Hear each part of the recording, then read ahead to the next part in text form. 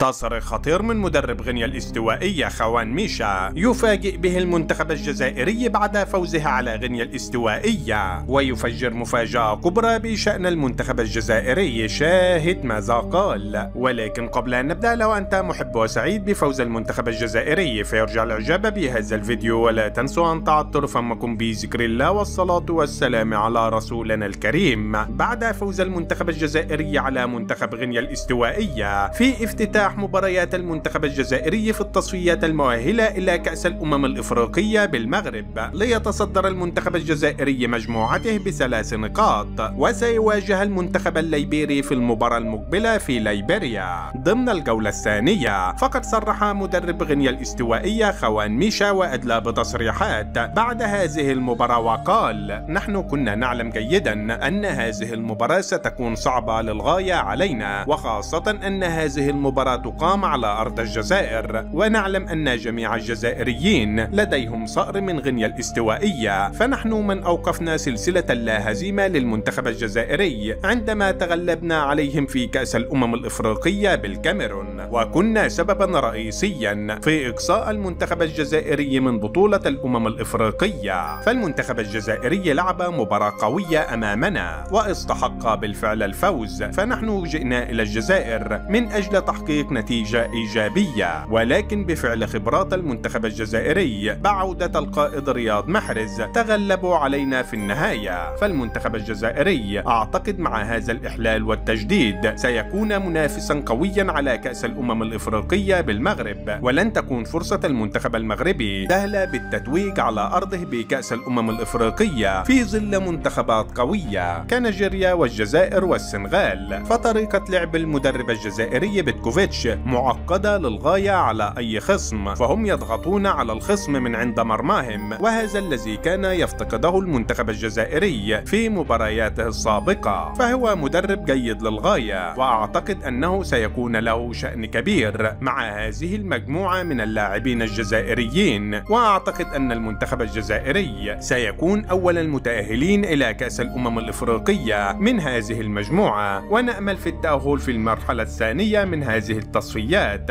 رفقة المنتخب الجزائري. وفي النهاية شاركونا بآرائكم حول هذا الموضوع، ولا تنسوا الإعجاب بهذا الفيديو والاشتراك في القناة ليصلكم جديدنا.